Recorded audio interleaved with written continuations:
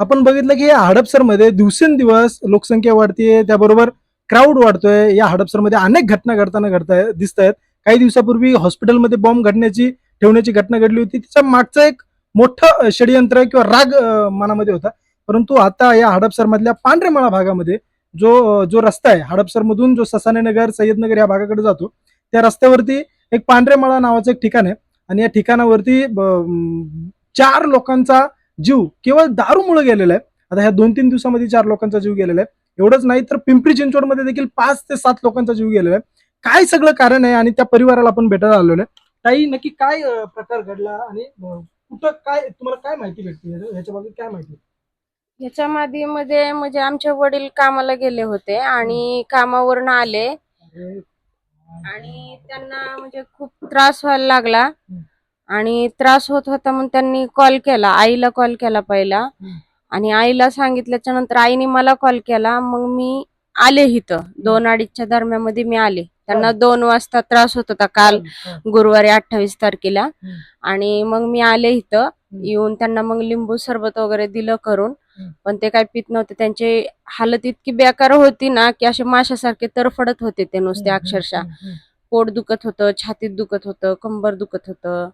परत त्यांना लघवी पण झाली कपड्यामध्ये आणि उलटी पण झाली आणि ते उन्हामध्ये उन्हातनं बाहेर आले इकडे आल्यामुळं त्यांना एकदम असं म्हणजे पाणी पण ढसाढसा पेले ते, त्याच्यामुळे ते पाण्याने पण त्यांना लागलं पाणी आणि दारू पण पित होते आणि दारू पिल्याशिवाय बाहेर काम पण होत नव्हतं त्यांना. सारखे नशामध्ये असायचे ते. हा, बाहेर गेले की नशात आणि काम मोलमजुरी करत होते ते. बिगारी काम जिथं लागल तिथं मोलमजुरी आपली करायची. तेवढे 4 पैसे आले की घरच्यांना द्यायचे, थोडेफार दारू मध्ये घालवायचे आणि थोडेफार घरामध्ये द्यायचे. कुठं दारू प्यायला कुठं जायचे या भागात? नाही, इथं माहित नाही तसं की बाहेर गेल्याच्या नंतर ते कुठं जात होते दारू प्यायला हे आम्ही कधीच म्हणजे विचारलं नाही. हा, माहित पण नाही ते पण कुठंही गेले तरी ते घरी यायचे.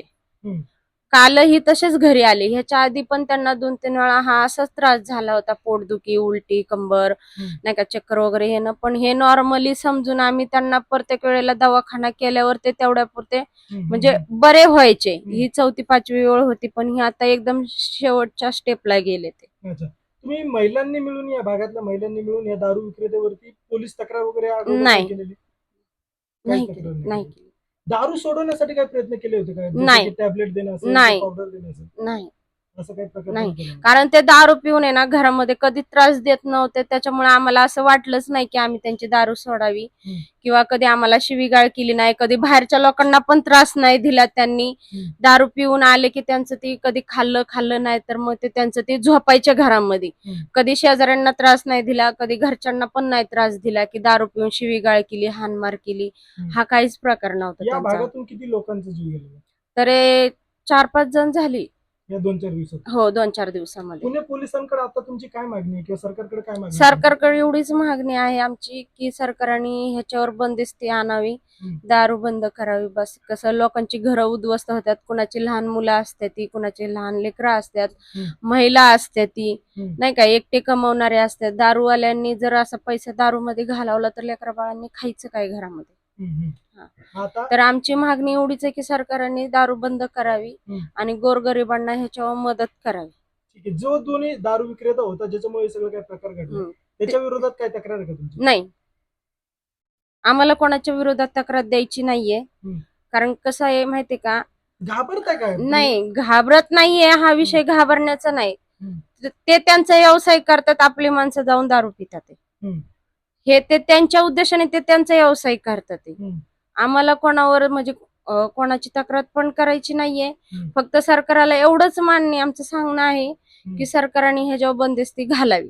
बस. नुकसान कोणाचंच नकोय, ना गरीबाचं नकोय ना मोठ्यांचं नकोय. त्यांचा जो व्यवसाय आहे त्यांच्या चुकीच्या दारू विकण्यामुळे मात्र हा जीव गेला नाही वाटत तुम्हाला? आम्हाला म्हणजे ते त्यांचा व्यवसाय करतात ते, आम्हाला त्याच्याबद्दल काहीच आम्हाला कोणाची तक्रार नाहीये आमची.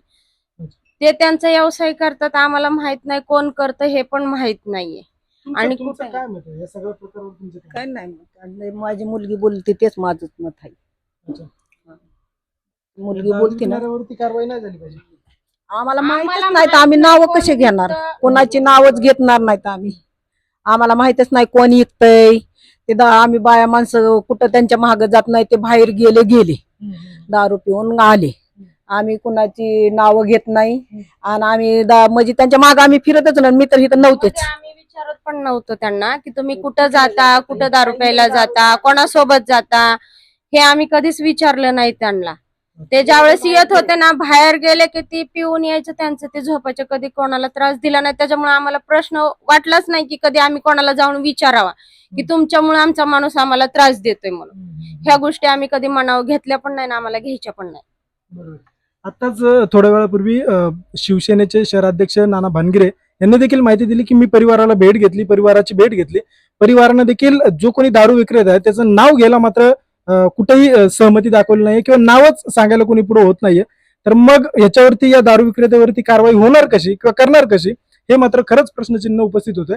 तरी देखील शिवसेना स्टाईलने आम्ही आंदोलन करू आणि पोलीस स्टेशनला किंवा पुणे पोलिसांना याचा जाब विचारू, असं देखील नाना भानगिरे यांनी सांगितलं.